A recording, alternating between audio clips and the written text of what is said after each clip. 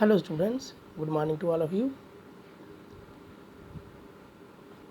Our today's topic is mineral and power resources. ये जो topic है मिनरल एंड पावर रिसोर्सेज ये हमने लिया है क्लास 8th, सब्जेक्ट है सोशल साइंस पार्ट ज्योग्राफी और इसमें चैप्टर नंबर है 3। मिनरल एंड पावर रिसोर्सेज होता है धातु और ऊर्जा के संसाधन। ऊर्जा के संसाधन मीन वो ऐसे संसाधन, वो ऐसे जरिए जिससे हम ऊर्जा पैदा कर सकते हैं, शक्ति पैदा कर सकते हैं। Keeri was visiting Shukant in his native place near Dhanbad. Keeri एक लड़की का नाम है जो शुकांत के वहाँ जाती है, शुकांत के घर जाती है, जो उसका नेटिव प्लेस है। ये कहाँ पर जाती है? वो धनबाद में। धनबाद एक जगह का नाम है जहाँ वो जाती है कीरी उसके घर। Kiri was amazed to see that large areas were black. Kiri जब वहाँ जाती है तो वो देखती है कि जितना भी वहाँ का एरिया है शुकांत के घर के पास, वो क्या है? ब्लैक एरिया है, काला काला सा एरिया है, सारी जगह काली दिखाई देती है उसको। Shukant, why is this place so black and dusty? She asked. अब वो शुकांत से पूछती है कि ये जो एरिया है ये इतना काला और डस्टी क्यों है, जहाँ पर इतनी धूल क्यों है, और सब इधर का जो एरिया है, सब ज़मीन जो है वो काली क्यों दिखाई दे रही है। अब शुकांत कहता है this is because of coal mine nearby. Shukant उसको कहता है कि ये कोल माइंस, कोयले की खान की वजह से है। Do you see the truck they are carrying the mineral coal, replied Shukant. अब शुकांत उसको कहता है कि आप वो ट्रक देख रहे हो जो कि कोल को लेकर जा रहे हैं, कोल के भरे हुए जा रहे हैं। कोल होता है कोयले को भरकर ले जा रहे हैं। What are minerals? अब वो उसको पूछती है कि ये मिनरल क्या होता है। शुकांत उसको कहता है कि ये कोल मिनरल को लेकर जा रहे हैं। तो वो पूछती है कि व्हाट आर मिनरल्स? शुकांत उसको जवाब देता है have you ever seen a baker baking biscuit? Shukant उसको कहता है कि कभी तुमने देखा है कि कोई बेकर कैसे बिस्कुट बनाता है? The flour, milk, sugar and sometime eggs are mixed together. वो कहता है कि उसमें आटा डाला जाता है बिस्कुट बनाने के लिए, दूध डाला जाता है, चीनी डाली जाती है और समटाइम अंडों का भी इस्तेमाल किया जाता है। While eating the baked biscuit can you see these ingredient separately? कहता है जब आप बिस्कुट खाते हो तो क्या इनको सेपरेटली कर सकते हो उस वक्त की दूध कौन सा है, पानी कौन सा है, चीनी कौन सी है? Just as in the biscuit there are a number of things that you cannot see that you cannot see.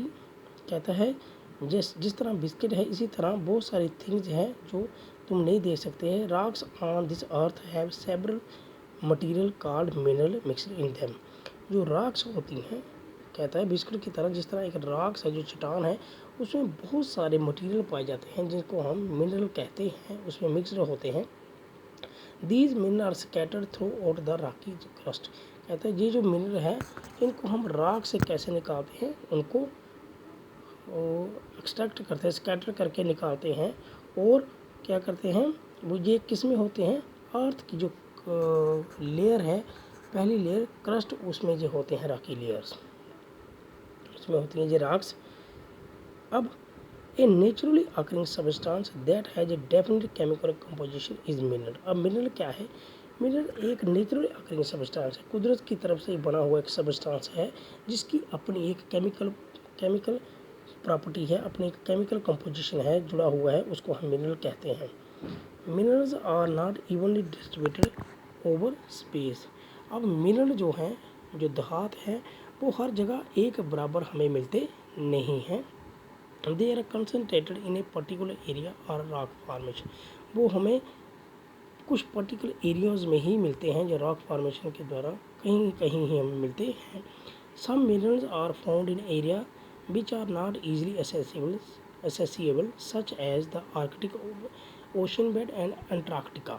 कहता है कुछ मिनरल ऐसे होते हैं जो हमें ईजिली अवेलेबल, हम उसके पास ईजिली पहुंच नहीं पाते हैं क्योंकि वो एरिया ऐसा होता है जहाँ पर पहुंचना मुश्किल होता है, जैसा कि आर्कटिक ओशियन है और दूसरा है अंटार्कटिका है।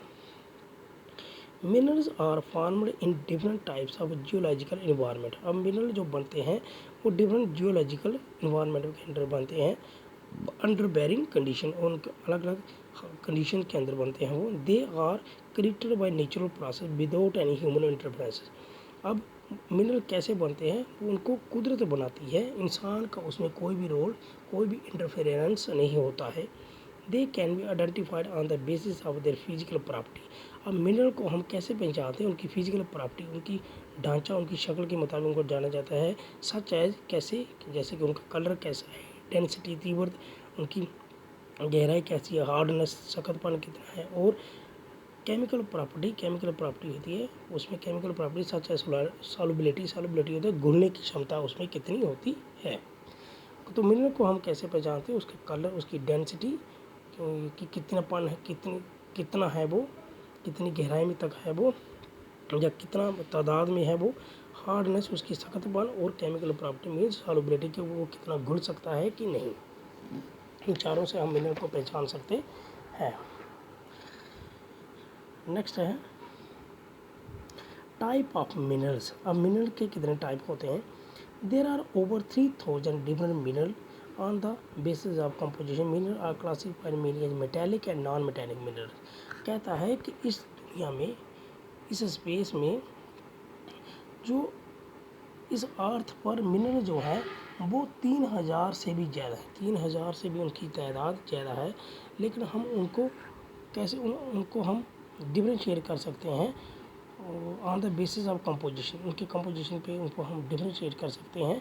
जैसे कि minerals are classified mainly as metallic and non metallic. Minerals को हम क्लासीफाई कर सकते हैं कि metallic and non metallic minerals होते हैं। उनके कंपोजिशन के आधार पर हम उनको क्लासीफाई कर सकते हैं कि वो मेटालिक है या नॉन मेटालिक, दो तरह के होते हैं। अब मिनरल्स यहाँ टेबल बनाए हैं मेटालिक एंड नॉन मेटालिक। नीचे है मेटालिक जो होता है वो फेरिस भी होते हैं और नॉन फेरिस भी होते हैं। मिनरल्स दो किस्म के बताए गए हैं, metallic and non metallic.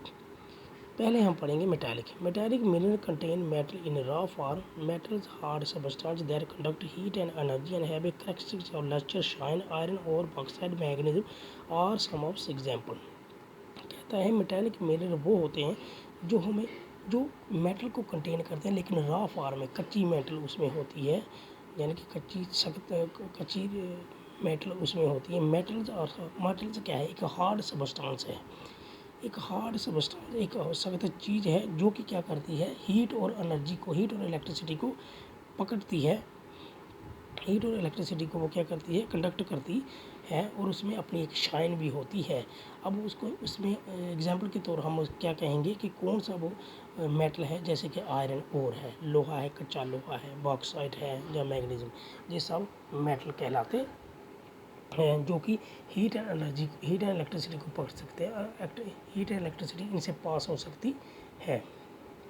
Metallic mineral में भी फेरस एंड नॉन फेरस। अब जो मेटालिक मिनरल है ये फेरस भी होते हैं और नॉन फेरस भी होते हैं। मेटालिक मिनरल मैंने आपको बताया कि जिसमें मेटल कंटेन होता है, वो मिनरल जिसमें मेटल पाया जाता है। अब metallic mineral ferrous and non ferrous कौन से होते हैं। फेरस मिनरल लाइक आयरन और magnesium and chromite contain iron. Ferrous mineral वो होते हैं जिसमें आयरन मेटल होता है, जैसे कि मैग्नीशियम होता है, क्रोमाइट होता है, आयरन वगैरह, जिसमें लोहा जिसमें शामिल होता है उसको फेरस मिनरल कहा जाता है। और नॉन फेरस मिनरल वो कहा जाता है जिसमें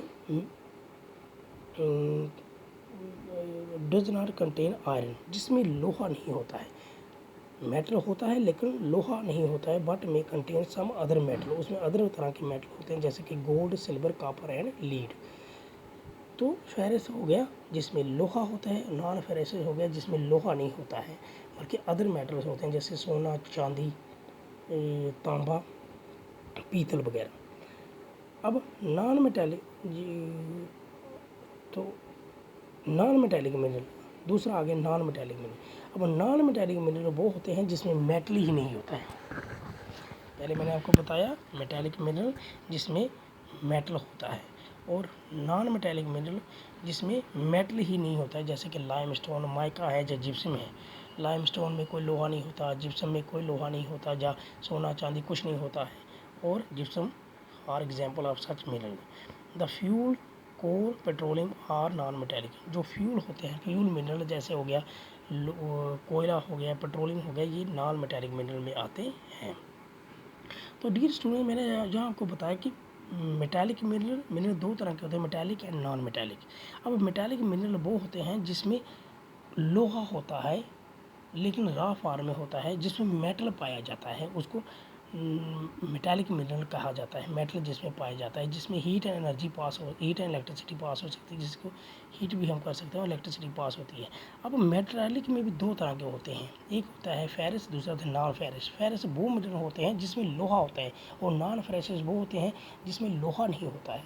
मिसाल के तौर पर आयरन और जो होगी उसमें लोहा होता है, मैग्नीशियम में लोहा होता है, लेकिन जो सोना चांदी पीतल तांबा है इसमें लोहा होता नहीं, उसको नॉन फेरस कहते हैं। दूसरा नॉन मेटालिक है। नॉन मेटालिक मिनरल वो हो गए जिसमें मेटल ही नहीं होता है, यानी कि उसमें क्या आता है लाइमस्टोन, माइका, जिसमें लोहा या किसी और मेटल की होता ही नहीं है।